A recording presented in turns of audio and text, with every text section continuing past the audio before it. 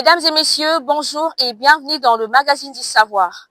Tous les plaisirs est pour moi de vous retrouver dans ce nouveau numéro de votre émission À vous la parole, un espace d'expression libre, de réflexion sincère et de vérité partagée. Pour cette édition, j'ai l'honneur de recevoir sur ce plateau une invitée de marque, Madame Chance Boukaka, la vice-coordonnatrice des étudiantes à l'Université pédagogique nationale, IPEN en sigle, à qui j'ai dit bonjour. Bonjour madame. La jeune fille et l'estime de soi. Comment se valoriser sans se perdre? Restez attentifs, à vous la parole commence tout de suite. Je suis Muriel Kilenga, étudiante en communication à l'Université pédagogique nationale et présentatrice de l'émission À vous la parole sur le magazine du savoir. Émission d'échanges profondes, de réflexions sincères et de vérité partagée. À vous la parole, un espace d'expression libre ouvert à tous. N'oubliez pas de vous abonner pour ne rien rater, ça arrive bientôt. Je reviens à vous, Madame Chance. Pourriez-vous encore vous présenter pour ceux qui ne vous connaissent pas? Ok, merci beaucoup très chère madame. De prime abord, j'aimerais vous remercier de m'avoir invité sur ces plateaux. Et sans plus tarder, je me présente. Je suis Chance Boukaka Tchassa, la vice-coordonnatrice des étudiants de l'Université pédagogique nationale IPEN en sigle. Quels sont, selon vous, les principaux défis que rencontre le jeune fille aujourd'hui pour manquer en estime en soi? Voilà. Là, nous débutons déjà avec une question. Les principaux défis, bon, déjà, ce qu'il faut retenir, momentanément, moi, je peux dire, il y a pas mal de femmes qui se comportent différemment. On peut y avoir ces genres de femmes de qualité et des femmes qui se disent que valoriser leur métier, c'est ce qu'ils devaient normalement faire pour essayer de briller à leur propre manière. Alors, d'abord, il faudrait connaître ce que c'est l'estime. Personnellement, je dirais que c'est la valeur que l'on se donne en soi-même. Et cette valeur devrait être scindée à deux parties.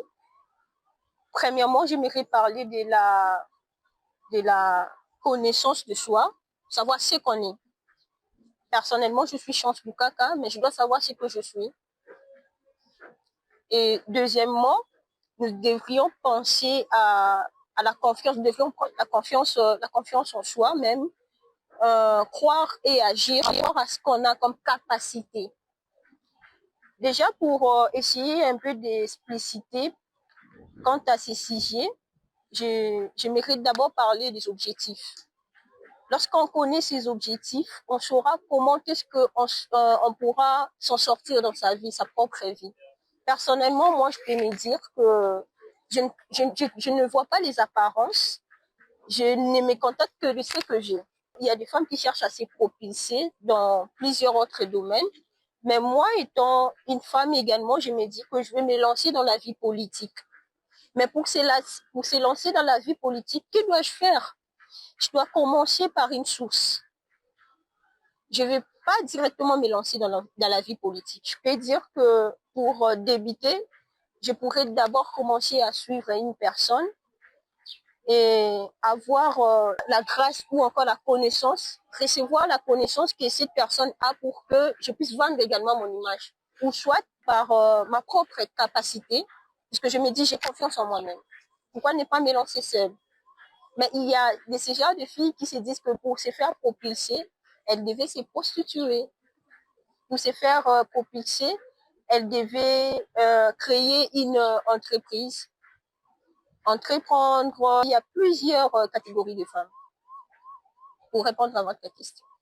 Parlant de ça, avez-vous déjà été confronté par un défi quelconque qui vous a poussé à renoncer même à vos rêves et vos objectifs? Voilà pourquoi vous allez remarquer que j'ai parlé des apparences et la comparaison. Si nous en avons eu, nous avions grandi dans un milieu où il y avait aussi pas mal de femmes qui se comportaient à leur manière, déjà. Se faire confronter, pas totalement, puisque de nature, je ne suis pas complexée. Je ne me compare à personne et naturellement, j'ai toujours cru en moi-même. Je me dis, même sans les autres, je peux avancer. Ce n'est pas pour repousser les autres. Je ne peux pas me confronter avec une personne. J'ai eu à briguer 2 mandats à l'UPN. J'ai été vice-coordonnatrice l'année passée et cette année, je suis encore vice-coordonnatrice. Au moment de la campagne, pour ceux-là qui me connaissent bien, je n'avais jamais eu à me comparer avec d'autres candidats. J'avais confiance en moi-même. Je m'étais dit que même moi-même, avec ma vision, ma façon de voir les choses, la manière dont j'ai accompagné mon équipe, je peux aussi réussir. C'est-à-dire, pour éviter de confrontation, il faudrait croire d'abord en soi-même. C'est dire qu'on est capable de faire des choses autrement, qu'on était capable d'apporter le meilleur de nous-mêmes, qu'on avait la connaissance de savoir-faire. Vous voyez un peu, c'est pourquoi j'ai parlé de l'estime de soi, c'est d'abord savoir ma valeur à moi. Chance Boukaka, ma valeur à moi. Il y a une chose que vous venez de dire, même sans les autres, vous pouvez avancer. Pourriez-vous nous expliquer comment? Parce qu'on sait que bien que nous pouvons avoir des capacités, mais faire certaines choses, tu auras toujours besoin de l'autre pour que nous puissions nous compléter. Voilà. Pourquoi j'ai parlé même sans les autres? Ce n'est pas pour minimiser mon équipe, mais j'étais en train de dire sans les autres, c'est-à-dire les cas de la personne qui prétend être mon adversaire. Je me dis, sans mon adversaire, je peux avancer. Mon équipe en soi, elle est déjà avec moi. Je ne peux pas qualifier mon équipe un côté à part. Non, c'est mon équipe. Alors, lorsque j'étais en train de dire, même sans les autres, que je peux avancer, c'est-à-dire, même sans mes adversaires, je peux avancer. Même sans les personnes que je devrais me confronter avec eux, je vais avancer. Et comment décririez-vous le jeune fille de cette génération en un seul mot? Congolais surtout, parce que nous sommes dans une génération où certaines font les choses en fonction de ce qui se fait. Elles se disent souvent que pour qu'elle puisse réussir dans sa vie, elle doit d'abord travailler son être extérieur. Comment pouvez-vous décrire le jeune fille de cette génération en un seul mot? Bon, je vais décrire. Ok, mais j'aimerais d'abord parler le travail de son être en extérieur. C'est bien bon. Mais on ne peut pas travailler son être en extérieur en vivant dans les apparences, les comparaisons. Je travaille ma personne, je travaille mon être en extérieur, mais je ne me fais pas comparer à qui que ce soit. Je ne me dis pas que je fais ça parce qu'il y a l'autre qui est dans ça. Je dois faire plus que l'autre. J'ai fait ça pour donner l'apparence d'une femme qui incarne un leadership ou encore une femme très intelligente, mais en soi, je ne suis pas intelligente. On ne le fait pas pour ça.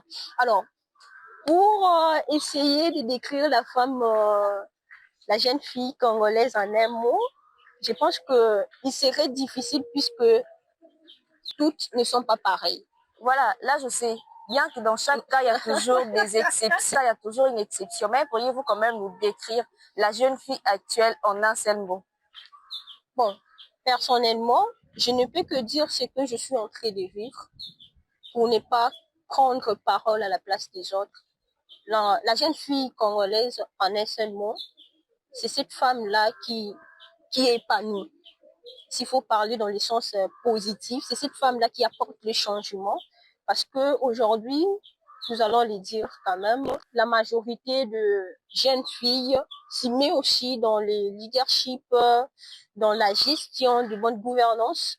La majorité des jeunes filles essaient un peu de donner le meilleur de soi-même, bien qu'il y a des femmes qui sont jusque-là, sans ignorer, en train de rêver, qui ne veulent pas se mettre en mouvement pour servir la nation, notre pays, la RDC. Mais décrire la jeune fille, moi je pense que on peut décrire dans un sens positif, mais également dans un sens négatif, pour ne pas essayer de léser nos sœurs qui sont sans ignorer jusque-là en train de ne pas peut-être comprendre la réalité ou encore la manière dont la femme devrait se comporter. Et en parlant de ça, qui doit faire une jeune fille pour se valoriser dans la société et vis-à-vis de son entourage? Peut-être qu'il y a certaines choses qu'elles ne savent pas en fait. Elles sont encore ignorantes. Et à travers vous, il y a certaines qui peuvent être édifiées. Ok. Je l'ai dit avec tout mon cœur. Je suis un peu, je dirais, stressée quand je sors ce genre de phrases. Chère jeune fille, vous pouvez le faire. Vous pouvez apporter les changements comme les autres. Chère jeune fille, vous pouvez vous améliorer. Rien qu'en croyant en vous-même, vous pouvez apporter la solution, vous pouvez apporter l'alternance, vous pouvez apporter des innovations. Ce que je dirais à cette jeune fille qui m'attend, je nous demande en premier lieu de connaître d'abord ses objectifs. Je reviens à ma phrase introductive. Lorsqu'on connaît ce qu'on veut, lorsqu'on connaît ce que l'on veut devenir, on ne peut pas se perdre. Je vais faire un schéma. Chère jeune fille, mets de côté les apparences. Chère jeune fille, mets de côté la comparaison.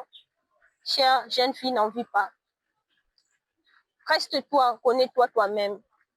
Fais confiance à ce que tu as. Donne le meilleur de toi-même. Lorsque la jeune fille enlève les apparences, la jeune fille met de côté la comparaison, la jeune fille met de côté l'orgueil et autres, et elle reste elle-même. Elle prend ses objectifs, elle met à table. Par exemple, moi, lorsque je suis arrivée à l'UPEN, je m'étais dit que je devrais diriger l'UPEN. C'est cette phrase-là que moi je me suis dit. Pourquoi? Parce que j'avais senti qu'il y avait pas mal de choses qui n'allaient pas. Et en étant étudiant simple, je ne peux pas le faire. Je ne peux pas m'opposer à dire quoi que ce soit. On pourra peut-être dire que c'est la rébellion. C'est une nouvelle étudiante qui arrive et elle s'est dit elle doit se rébeller. Et moi, je m'étais dit, avant que je ne puisse réaliser mes objectifs, je devrais commencer quelque part. J'avais les ambitions de diriger l'UPEN comme étant coordonnatrice des étudiants, mais je devrais d'abord commencer tout comme étant une secrétaire d'une petite promotion. Je ne sais pas si nous sommes en train de nous faire comprendre. Ok, je vous comprends. J'ai commencé comme secrétaire. À un moment donné, j'étais devenue CPA. À un moment donné, j'étais devenue CP. À un moment donné, avant les élections, j'ai géré la faculté. Et après la faculté, je me suis prolongée directement à la coordination. Ce qui veut dire, j'avais mes objectifs à moi. Je voulais gérer la coordination estudiantine de l'UPEN. Mais je devais quand même commencer quelque part. C'était ça mes objectifs. Aujourd'hui, je suis à la coordination estudiantine de l'UPEN. Mais qui connaît mes ambitions, qui connaît mes objectifs? Demain ou après-demain, je serai parmi le ministre, je serai parmi les hauts cadres de ces pays, je serai parmi les autorités qui gèrent la RDC. Mais tout a commencé à l'UPEN. Connais-toi toi-même, savoir ce que tu veux, savoir ce que tu cherches et comment faire pour arriver à ce que tu es en train de chercher. Là, vous avez dit que pour avancer dans la vie, il faut se fixer des objectifs. Voilà. Parce que quand la personne n'a pas une vision, c'est toute une destinée qui est en danger. Alors, quelles sont les attitudes ou comportements que ce jeune fille doit adopter pour ne pas perdre ses valeurs?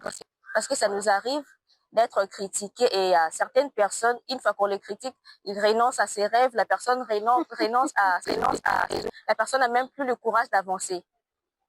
C'est bon, je vais m'expliquer, mais je parle en un mot, la ténacité, la détermination et le courage. En parlant de ça, vous est-il déjà arrivé d'être profondément choqué par des critiques? Bien sûr. Jusqu'au point d'abandonner. Et jusqu'aujourd'hui, on me critique. Vous pouvez imaginer, mais je suis là, je reste objectif. Je connais ce que je suis en train de chercher. Pourquoi me mêler à ce qui concerne les autres? Je suis le maître de ma vie. C'est moi qui conduis ma vie. Donc, ce qui concerne les autres, je m'en fous. Je reste objectif. J'ai besoin d'avoir cette bouteille. J'avance petit à petit, malgré les obstacles. Je crois au miracle. Je crois à ma détermination. Je crois à ma ténacité. Et je garde mon courage. J'avance. Je ne me mêle pas de ce qui concerne les autres. Et pour clore, quel message d'encouragement adresseriez-vous à toutes ces jeunes filles qui nous suivent, cette jeune fille qui a perdu de l'espoir, cette jeune fille qui a même perdu de l'estime en soi, cette jeune fille qui est sur le point d'abandonner juste parce qu'elle a été critiquée? Quel est votre message d'encouragement pour ce genre de personnes? Ok. Bon, mon message est clair. D'abord, avant de parler de mon message, J'aimerais rappeler aux jeunes filles que cette fois-ci, au moins, nous avions eu la grâce d'avoir un président de la République qui prend sur la masculinité positive. Et à l'UPEN, nous avions une femme, une maman qui gère l'université pédagogique nationale. Je suis juste en train de rappeler aux femmes. Maman Ibebeke Yvonne Saïla Bomangwa qui gère l'UPEN, c'est-à-dire la femme devrait apporter l'innovation. Face à tous ces défis, nous avions besoin de cette femme consciente, une femme engagée. Nous avions besoin de femmes qui apportent la paix. Alors, le message à lancer à toutes les femmes, chères femmes, ne vous comparez pas aux autres. Donnez le meilleur de vous-même. Mettez vos valeurs en exergue. Ayez au moins la connaissance sur ce que vous êtes et mettez tout ce que vous aviez comme capacité. Agissez, changez ce que nous avions comme pays. Apportez le valeur. Nous appelons toutes les femmes à rester ce qu'elles sont, à ne pas se comparer aux autres, à garder cette estime de soi. Merci. Eh bien, c'était Madame Chance Boukaka, la vice-coordonnatrice des étudiants ici à l'Université pédagogique nationale. Merci d'avoir répondu positivement à notre invitation et nous espérons que ce ne sera pas la dernière fois. Ce ne sera pas la dernière fois, c'est promis. Merci à vous, chers internautes, d'avoir été nombreux à nous suivre. À vous la parole prend fin pour aujourd'hui. Un grand merci à toute l'équipe technique pour ce travail abattu. Quant à moi, je vous dis au revoir et on se retrouve à très bientôt pour nos prochaines actualités. Émission de change profonde, des réflexions sincères et de vérités partagées. À vous la parole, un espace d'expression libre ouvert à tous.